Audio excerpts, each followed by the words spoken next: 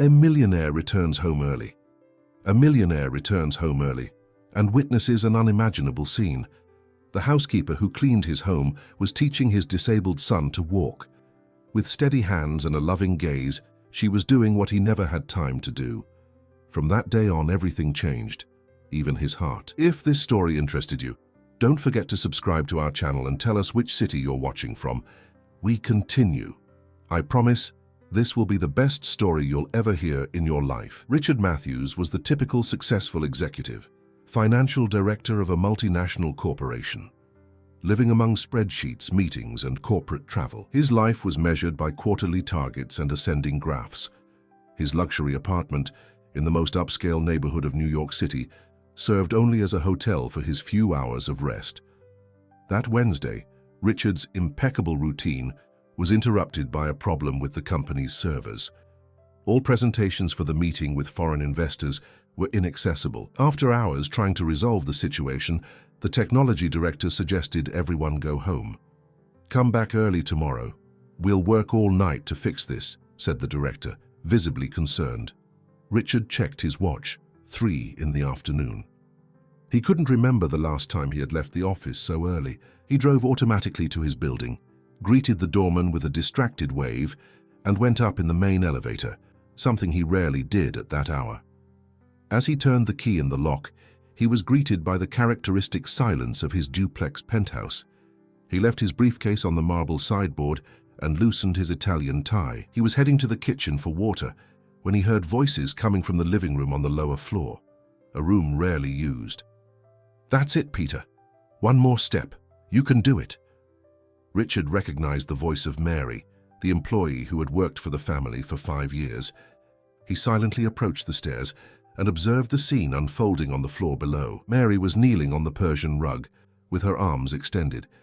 In front of her, Peter, her 7-year-old son, was taking trembling steps with the help of small, adapted crutches. The boy was biting his lower lip in concentration, while a drop of sweat ran down his forehead. "Come on, 2 more small steps and you'll reach me," Mary encouraged with a sweet but firm voice. Peter had been born with a neuromuscular condition that affected his mobility. The doctors were categorical in saying he would need continuous treatment to have any chance of walking without support in the future. Physical therapy sessions were constant, but Richard rarely attended them due to professional commitments. Helen, his wife, took care of that part, or so he thought. "I'm going to make it, Miss Mary. I'm going to be able to walk at my school graduation," said the little one with determination.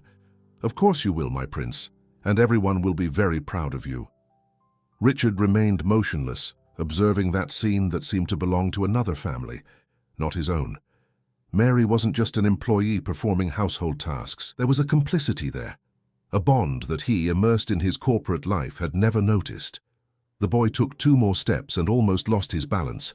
Mary supported him firmly, but without doing it for him. "Remember what we talked about. When you feel like you're going to fall, take a deep breath and focus on your right leg first, then the left." Peter followed the guidance and regained his balance.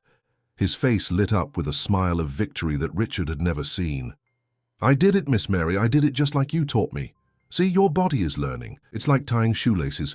At first it seems impossible, then it becomes automatic." Richard quietly backed away and returned to the kitchen, feeling a weight in his chest that he couldn't identify. He poured himself some water and drank in long gulps, trying to process what he had just witnessed. Where was Helen at that moment? Why didn't he know that Mary was conducting this type of activity with his son? And mainly, why did he feel so out of place in the face of that demonstration of affection and care? He decided not to interrupt the session. He went up to his personal office and for the first time in years didn't immediately open his laptop. He sat in the leather armchair and stayed observing the panoramic view of the city without really seeing it. Hours later, when Helen arrived, Richard had already returned to his usual posture, analyzing reports in his office. She entered, elegant as always, leaving her French perfume in the air. "What happened? Problems at the company?" she asked, surprised to find him at home at that hour. "Technical issues. I'll go in early tomorrow." He paused and then asked, trying to sound casual, "How are Peter's physical therapy sessions going?" Helen adjusted her perfectly aligned hair and answered without hesitation, "Everything as planned. Dr. Frank is satisfied with the progress, although it's still slow. You know how these things work. Richard nodded, without mentioning what he had seen. During dinner, he observed Peter more attentively. The boy ate silently, casting occasional glances at Mary, who served the meal efficiently. The next morning, Richard informed that he would work from home. Helen raised her eyebrows but didn't question it. As soon as she left for her social commitments, Richard pretended to be immersed in teleconferences, but was actually waiting. Promptly at 10 in the morning, after finishing organizing the kitchen, Mary went to Peter's room. Richard silently approached the hallway and observed through the door crack. "Shall we do our special exercises?" she asked, while spreading a rubber mat on the floor. "Yes, yesterday I managed to stand by myself for almost a minute. I saw, champion. Today we'll try a little bit more. How about that?" The session began with gentle stretches. Mary told stories while guiding Peter through each movement, transforming what would be a painful exercise into an adventure.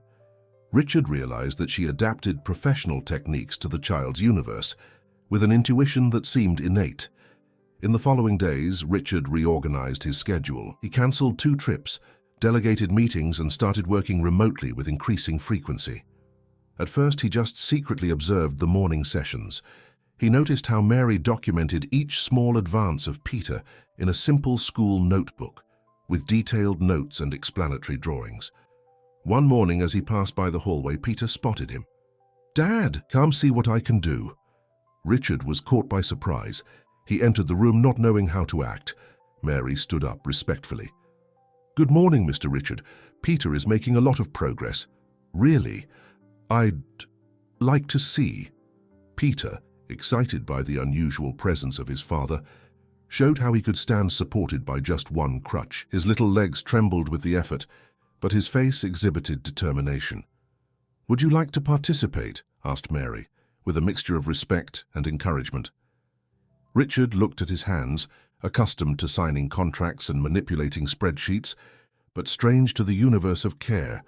He felt out of place, almost an intruder in his own son's life. "I wouldn't know how—" "It's easy, Dad," interrupted Peter. "Miss Mary teaches me everything. She also taught her uncle, who had the same problem as me." That information caught Richard by surprise. Mary had never mentioned this personal experience in the hiring interviews or in casual conversations in the years she had worked for the family.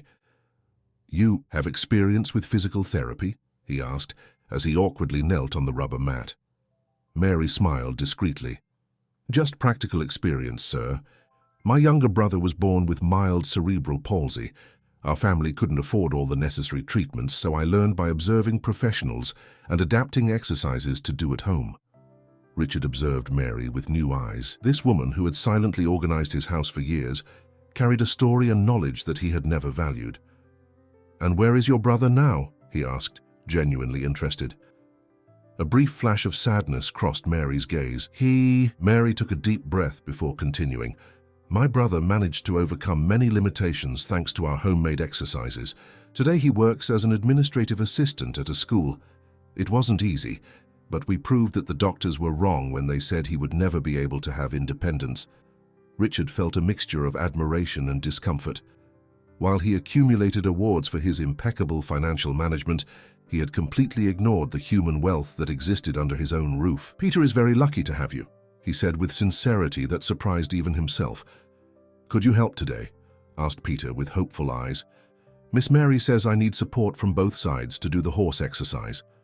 Richard looked at Mary, seeking guidance.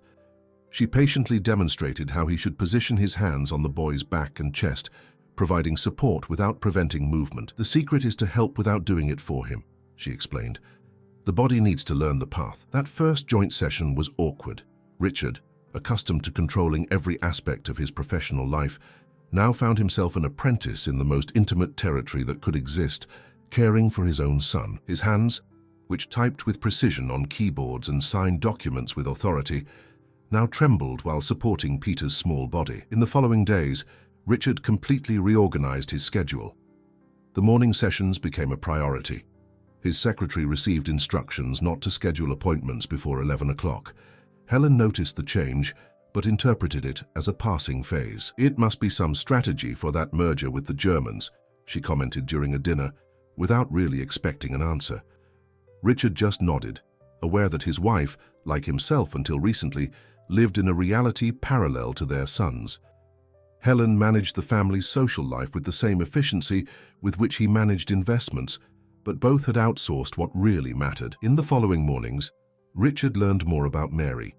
He discovered that she had grown up in the outskirts of Houston, being the oldest of 5 siblings. She abandoned her studies in the first year of high school to help her mother when the youngest was born with a disability. She moved to New York in search of opportunities and, since then, regularly sent money to her family in Texas. "I always dreamed of studying physical therapy," she confessed one morning, while helping Peter strengthen his back muscles. "I even took a technical caregiver course, but college remained just a dream." Richard absorbed this information while observing the precise technique with which Mary conducted the exercises. There was knowledge in her that transcended academic certificates. Richard's transformation didn't go unnoticed at the company. The executive, once obsessive about schedules and physical presence, now conducted meetings by video conference whenever possible. Associates noticed that he frequently checked his watch after 10 in the morning, anxious to end commitments. "You're different," commented Carl, his oldest business partner, after a meeting. "More human." Richard didn't respond, but he knew it was true. Something was changing inside him, as if a long-locked door was being opened, letting light into forgotten rooms of his soul. Peter's progress was remarkable. After 3 weeks of joint work, the boy could take 10 steps without support. His confidence grew along with his physical strength. On a particularly productive morning, while celebrating a new step record, Peter asked the question Richard feared. "Why did you never come to see me before, Dad?" Richard felt as if he had been punched in the stomach. Mary discreetly moved away, pretending to organize the exercise equipment. I was busy, son." "Doing what?" The simplicity of the childish question completely disarmed the executive.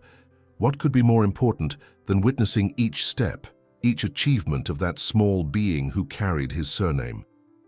"Things that seemed important but weren't," he finally answered, feeling the weight of each word. Peter reflected for a moment, with surprising maturity for his 7 years. "Miss Mary says it's never too late to learn new things. Like I'm learning to walk better. Are you learning to be a dad?" Richard swallowed hard, feeling his eyes burn. "Exactly that, son." That night, Richard remained awake for hours, rethinking his priorities. The next morning, he made a decision that surprised everyone. He requested a reduction in his workload at the company, citing family issues. The board resisted, but he was immovable. "If you don't accept, I'm prepared to resign," he declared firmly during a tense meeting. Meanwhile, Helen noticed the changes in her husband's behavior. His absence at social gatherings and corporate dinners began to generate comments in their circle of friends. "Is Richard going through some crisis?" asked Monica, wife of an important client, during a charity lunch. Helen smiled diplomatically, but the question bothered her.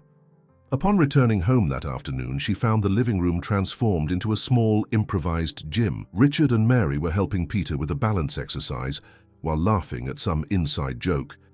"What's going on here?" questioned Helen, leaving her designer bag on the sofa. The three turned to her, surprised by her early arrival. "We're doing Peter's exercises," answered Richard, as if it were the most natural thing in the world. "In the middle of the living room. And where is the physical therapist we hired?" "Mary has proven to be much more efficient," explained Richard. "She has practical experience with similar cases." Helen looked at the employee with suspicion. Mary lowered her eyes, embarrassed. "Can I talk to you in private?" Helen asked her husband. In the office, Helen didn't contain her displeasure. "You're allowing a domestic employee to replace qualified professionals? And since when do you cancel commitments to play physical therapist?" "I'm not playing at anything, Helen. I'm finally being a father to my son, and Mary isn't just a domestic employee. She has knowledge that none of the professionals we hired has demonstrated. This is ridiculous. She doesn't even have formal training." "Results, Helen. It's what I've always valued in business, and it's what I'm seeing here. Peter has progressed more in 3 weeks than in the last 3 years. The discussion continued heatedly, revealing deep fissures in the relationship. Helen, accustomed to managing family life as a social event, didn't understand her husband's transformation. For her, taking care of their son meant hiring the best specialists, not getting personally involved. In the following days, tension grew in the Matthews mansion. Helen intensified her social agenda, while Richard dedicated more and more time to exercises with Peter. Mary tried to remain discreet, fulfilling her domestic functions efficiently while continuing to assist in the boys' treatment. One afternoon, upon returning from a meeting, Richard found Helen talking to a woman of formal appearance in the living room. "This is Dr. Claire, a specialist in pediatric physical therapy," Helen introduced. "She will take over Peter's treatment starting tomorrow." Richard felt his blood boil, but controlled himself to avoid arguing in front of the visitor. After the doctor's departure, the confrontation was inevitable. "You can't just decide this on your own." "Yes, I can. I'm his mother too, in case you've forgotten. And unlike you, I've always been present." "Present? You've outsourced his care since he was born. When was the last time you participated in an exercise? That you accompanied him to a physical therapy session without being on your cell phone?" Helen paled at the accusation. "You have no right to judge me. While you built your financial empire, I managed this house, the social agenda that maintains your contacts, the schools, the doctors, and delegated affection to employees," completed Richard with a disturbing calmness. That night, Helen slept in the guest room. The next morning, when looking for Mary to inform about the new physical therapist, Richard discovered something unexpected. The employee had requested a conversation with Helen and had resigned. "Why?" he questioned, shocked. "I don't want to be a reason for discord in the family," explained Mary with dignity. "Mrs. Helen made it clear that my presence is causing problems. This is absurd. Peter needs you." Mary smiled sadly. "What Peter really needs is his parents united. You can hire competent specialists. He has already evolved a lot. I'm sure he will continue to progress."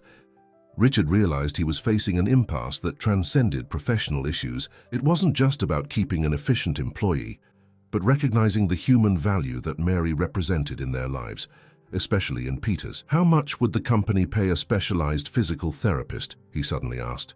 "Excuse me?" "If we hired someone with your practical experience, how much would be fair to pay?" Mary seemed confused. "I don't know exactly, sir, but that's not the point." "For me it is," interrupted Richard. "You deserve to be recognized for what you really do, not just as a domestic employee. And I have another proposal. I want to finance your studies in physical therapy." Mary's eyes widened at the unexpected proposal. For a moment she was speechless, as if not believing what she had just heard. "Study physical therapy? But I'm almost 30, Mr. Richard, and I need to work to help my family. There are colleges with flexible schedules. You would continue working here, with a salary appropriate to your true function, not just as a domestic employee, but as Peter's private therapist. And on weekends you would study." Mary lowered her eyes, visibly moved. "That has always been my dream, but I never thought it would be possible. You gave hope to my son. The least I can do is give back." That conversation changed the course of several lives. When Helen learned of the proposal, her initial reaction was indignation. "You're turning our maid into some kind of protégé? What will your partners think? What will our friends say?" "I don't care what they'll say. I care about Peter's progress, about his happiness. And if you paid attention, you'd see that Mary is much more than an employee to him." The tension between the couple increased each day. Helen felt excluded from the new family dynamic. Her husband, previously absent and predictable, now demonstrated an unknown facet, sensitive, present, and determined in matters she had always managed alone. Despite Helen's resistance, Richard formalized Mary's new role. He hired someone else for the domestic tasks and transformed one of the rooms in the mansion into a therapy room, equipped with professional apparatus. Mary received a new contract, with a salary 3 times higher and flexible hours, so she could study physical therapy on Saturdays. The news quickly spread through the Matthews social circle. On a Saturday afternoon, during a lunch at Betty Anderson's house, an important socialite and close friend of Helen, the subject came up. "I heard you promoted the maid to Peter's therapist," commented Betty, while serving tea to the guests. "What an innovative idea." The condescending tone didn't go unnoticed. Helen, embarrassed, limited herself to sipping a gulp of tea without responding. "And I heard that Richard has been cancelling meetings to play doctor with her," added Monica, wife of one of the main investors in the company. "It must be very instructive." The insinuation hung in the air like poisonous perfume. Helen felt her face burn. Richard just recognized the natural talent she has, she defended, more out of personal pride than conviction. Peter is progressing a lot. Of course, dear, I'm sure progress is the only reason. Betty smiled maliciously. After all, who wouldn't trade important meetings for mornings in the company of a dedicated young woman? Those words planted a seed of doubt in Helen. Upon returning home, she observed with new eyes the interaction between Richard and Mary. There was mutual respect and admiration, no doubt, but also a complicity that was born from the shared experience with Peter. Could this be more than a professional relationship? Helen's behavior became increasingly erratic. Sometimes she obsessively monitored the therapy sessions. Other times she was absent for days on sudden trips. The emotional distance between the couple, previously masked by routine, was now wide open. One afternoon, Peter had an extraordinary achievement. He managed to stand alone for almost 2 minutes without any support. Richard filmed the moment with his cell phone, moved. When Helen arrived, he ran to show her the video. Look at what our son accomplished today. Helen watched the recording, where Mary appeared in the background, applauding the boy with genuine enthusiasm. Wonderful, she commented dryly. Too bad I wasn't present, as always. You could be, Helen. The sessions happen every day at the same time. Some of us still have real commitments to fulfill, Richard. The coldness of that response made it clear that it wasn't just about jealousy of the relationship between Richard and Mary, but something deeper. Helen felt out of place in her own home, unable to emotionally connect with her son in the same way the employee had managed. Weeks later, during a small gathering at the Matthews mansion, the conflict reached its peak. Betty, after a few glasses of wine, made a comment aloud while Mary served canapes. It's really admirable how you've conquered your space in this house. Some people do everything to climb in life, isn't that right? The embarrassed silence that followed was broken by Peter's childish voice, who was passing through the salon with his crutches. Miss Mary doesn't do everything. She does what's right. She was the only one who believed I would be able to walk alone someday. Not even the doctors believed it. The boy faced Betty with a mixture of innocence and indignation that left everyone without reaction. Richard swallowed hard, proud and surprised by his son's maturity. And she's not here because of the money, continued Peter.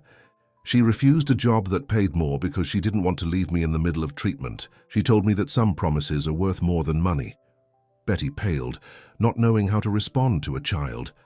Helen, feeling all eyes on her, abruptly stood up and left the room, claiming a sudden migraine.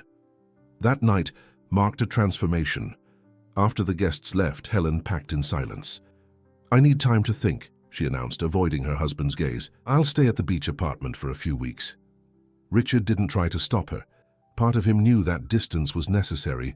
The marriage had become a social facade without the complicity and respect he was beginning to cultivate in his relationship with Mary and mainly with Peter. With Helen's absence, a new routine was established in the mansion. The mornings were dedicated to Peter's therapy, the afternoons to Richard's work, now mostly remote, and the evenings to board games, reading, and conversations that had never existed before. Mary, initially uncomfortable with the situation, remained strictly professional.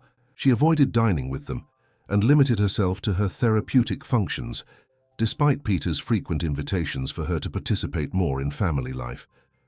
Miss Mary could live here with us, couldn't she, Dad?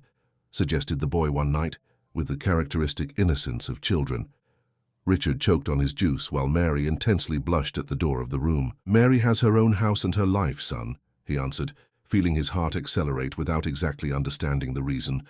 But she spends more time here than there, and you're happier when she's around, I notice.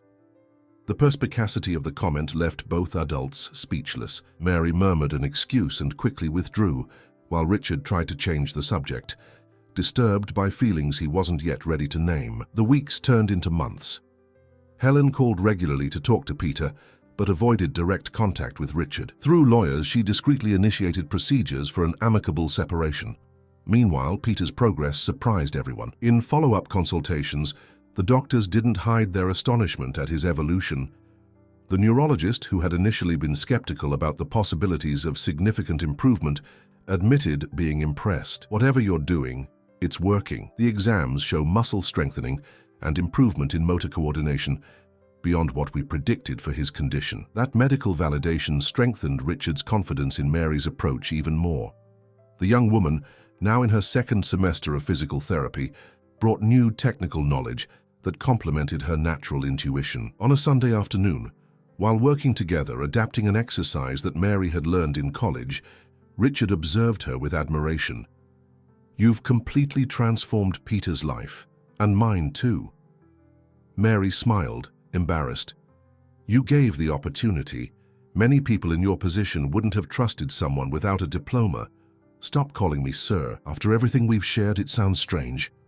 A silence loaded with unspoken meanings hung between them. For a brief moment, their gazes met with an intensity that neither was prepared to face. Mary averted her eyes first, turning her attention to the therapeutic equipment. "I need to organize this before leaving," she murmured, breaking the moment. Richard nodded, aware that something had changed in that instant. The professional line that separated them was beginning to dissolve, revealing an unknown and frightening territory. The following week, Richard received an unexpected proposal. An influential family from New York, known for their son with a condition similar to Peter's, offered Mary an exorbitant salary to become the child's exclusive therapist. The proposal included a car, a functional apartment, and assistance to complete her studies full-time. When Mary shared the news, her face revealed the internal conflict. "It's a unique opportunity," she explained. "I could bring my mother from Houston, take care of her properly, finish college in less time." Richard felt as if the ground had disappeared beneath his feet. The prospect of losing Mary was devastating, not just for Peter but for himself, who only now was beginning to admit the depth of his feelings. "Have you decided yet?" he asked, trying to keep his voice steady. "Not yet. It would be ungrateful to leave Peter in the middle of treatment, but my family also needs me." That night, Richard couldn't sleep. He revolved in his mind all the transformations of the last few months, the rediscovery of his role as a father, the distancing from Helen, and the growing feeling for Mary, which he tried unsuccessfully to attribute only to gratitude. The next morning he made a decision. He gathered all the employees of the house, including Mary, and asked that Peter be present. Even Helen, who occasionally visited her son, was invited. "I have an important announcement to make," declared Richard, with a seriousness that silenced everyone. "First, I want to publicly thank Mary for the extraordinary work she has been doing with Peter. Thanks to her, my son is achieving accomplishments that many specialists considered impossible." Mary's heart accelerated at the public acknowledgement. Helen maintained a neutral expression, but her eyes revealed discomfort. Peter smiled proudly, holding himself on his crutches with confidence. "Additionally," continued Richard, "I want to communicate that I declined on Mary's behalf the job offer she received. Instead, I am offering even better conditions for her to remain with us." Mary's eyes widened in surprise. She hadn't communicated her final decision to Richard. "Sir, I still haven't—" Richard raised his hand, asking her to wait. "I will not only increase your salary to match the proposal you received, but I will also provide an apartment for your mother to come live in New York and receive the medical care she needs. Furthermore, I will fully pay for your studies full-time, hiring someone else to complement your work during the hours when you're at college." An astonished silence took over the room. Helen was the first to speak. "You can't make this type of unilateral decision, Richard. We're separated but not yet divorced. These resources are from our joint assets." "Actually," he responded calmly, "I'm exclusively using my participation in this year's profits. I'm not touching our common assets." Helen paled, realizing she had no legal arguments to contest. "And there's more," continued Richard, turning to Mary. "I have an additional project to propose." All eyes turned to him with curiosity. "I intend to create a children's rehabilitation center that combines conventional techniques with the humanized approach you've developed. A place where children like Peter can receive excellent treatment, regardless of the family's financial condition." The ambitious proposal left everyone speechless. Helen disguised an ironic smile, clearly skeptical about the idea's viability. "And I want you, Mary, to be the technical director of this center when you graduate. Until then, you'll be a consultant in the project's development."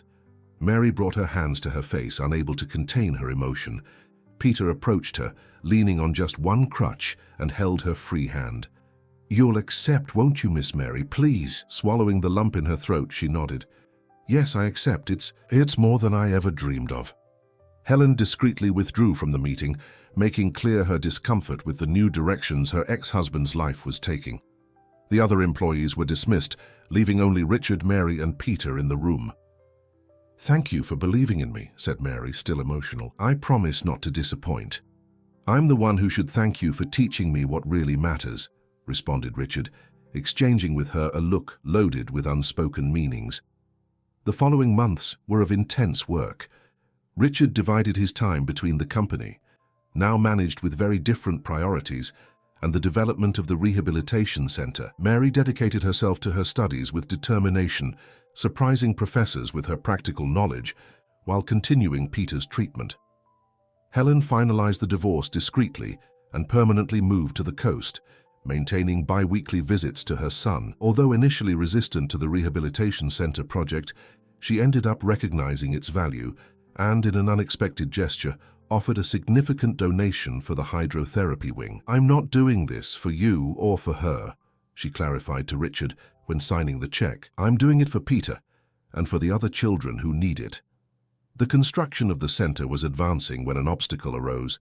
Edward Mitchell, an old partner of Richard who had been removed from the company due to financial irregularities, initiated a defamatory campaign against the project. Using his contacts in the press, he insinuated that the center would be a form of money laundering and that the relationship between Richard and Mary was improper. "Businessman trades wife for employee and sets up suspicious business to impress her," said the headline of a sensationalist newspaper. Richard tried to ignore the accusations, focusing on the project, but the damage to the reputation threatened the fundraising and fundamental partnerships. It was Peter, with his childlike wisdom, who offered the solution. "Why don't you show what we're doing instead of talking about it?" Following this suggestion, Richard organized an open house day at the construction site of the center. He invited families with children in treatment, health professionals, serious press, and potential partners. Mary conducted a practical demonstration of her methodology, working with Peter and 3 other children who had already started the experimental treatment. The event was a resounding success. Seeing children who previously could barely move now presenting significant advances silenced any criticism. The special report of an important medical journal consolidated the project's credibility. "Innovation, born from affection. How an unconventional approach is revolutionizing pediatric physical therapy." With public opinion favorable, the sabotage attempts lost strength. Richard and Mary could finally breathe relieved and focus on what really mattered: the development of the center and the well-being of the children attended. On the eve of the official inauguration, almost 2 years after that afternoon, when Richard had returned home early, he found Mary alone in the main therapy room organizing equipment. "Nervous about tomorrow?" he asked, approaching. "A little," she admitted. "It still seems like a dream. 3 years ago I was cleaning houses trying to save money to visit my family. Now, you're a graduated physical therapist and director of a cutting-edge rehabilitation center," completed Richard, with evident pride in his voice. "All because of that afternoon when you came home early and saw me working with Peter." "I've already asked you not to call me sir," he reminded her with a warm smile. Mary smiled back, and for a moment they remained in silence, contemplating the path traveled. Richard took courage and stepped forward. "In these 2 years, we kept everything strictly professional. I respected your space, your education, your dignity. I never wanted people to think that your success had any motivation beyond your own merit. I know, and I thank you for that. But now, with the center ready, your education completed, and the divorce finalized, I can finally say what I feel." Mary's heart raced. She had fought against her own feelings for so long, convincing herself that Richard's gratitude was just that. Gratitude. "I love you, Mary. Not as someone who helped my son, not as an exemplary employee or project partner. I love you as a woman, as a person, as a companion I discovered late in life." Silent tears ran down her face. Before she could respond, Peter's voice sounded from the door. "Finally! I've been waiting for you two to realize this for ages." Both turned, surprised.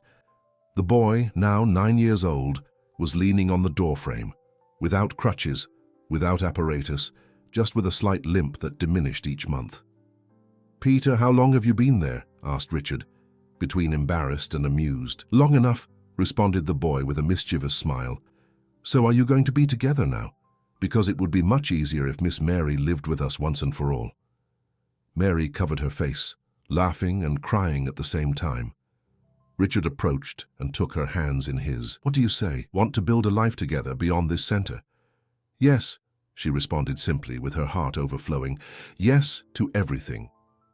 Peter ran to them, ran, not walked, and hugged them both together, forming the family circle that should always have existed. The inauguration of the New Path Rehabilitation Center was a memorable event. Authorities, doctors, families, and journalists filled the main auditorium. Helen attended, maintaining an elegant distance but demonstrating discreet support. Mary's mother, now a New York resident, and with her health stabilized thanks to adequate treatment, cried silently with pride. When the time came for the inaugural speech, Richard surprised everyone by calling Peter to the stage. The boy, wearing a small suit, walked alone to the microphone, drawing emotional applause from the audience who knew his story. "This place exists because of 3 things," he said, with the resourcefulness of someone accustomed to overcoming challenges. "First, because my dad learned to look at what really matters. Second, because Miss Mary, who is now my stepmother, never stopped believing I could improve. And third, because sometimes we need to fall to learn how to get up." The profound simplicity of a child's words moved everyone. Mary and Richard went up on stage, forming with Peter the image that would be the headline of newspapers the next day. The family that transformed a limitation into an opportunity for hundreds of other children.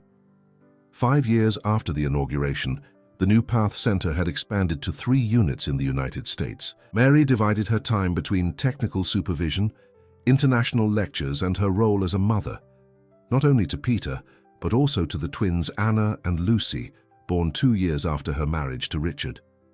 The businessman, in turn, had found a balance he had never imagined possible.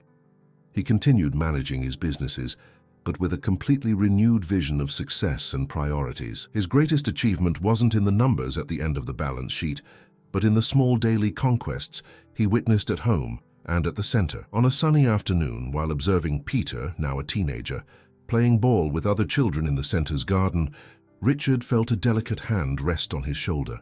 Mary smiled at him, with the twins asleep in the stroller beside her. "What are you thinking about?" she asked, following his gaze to their son, who ran freely across the lawn. "About how everything changed that afternoon when I came home early," he answered, intertwining his fingers with hers. "That day, without knowing, I found my true family." Mary rested her head on his shoulder, contemplating the life they had built together.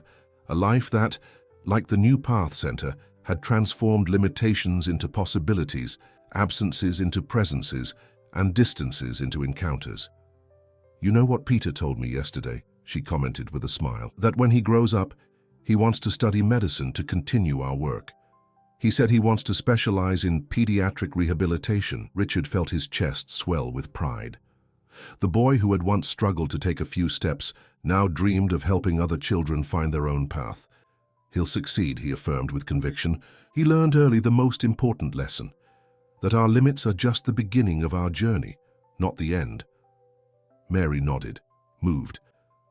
Together, they watched the sun begin to set on the horizon, painting the sky with shades of orange and pink. It was the perfect ending to another day of achievements, small and large, visible and invisible, that formed the rich tapestry of a life built with love, dedication, and the courage to begin again. End of story. Dear listeners, we hope the story of Richard, Mary, and Peter has touched your hearts. To continue this emotional journey, we've prepared a special playlist with equally moving stories. Find it here, clicking on your left. If you were moved by this family transformation, don't forget to subscribe to our channel and leave your like on the video.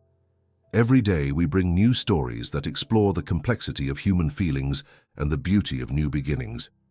Don't miss our upcoming content. We're eager to read your comments and know what touched you most in this journey of overcoming and love.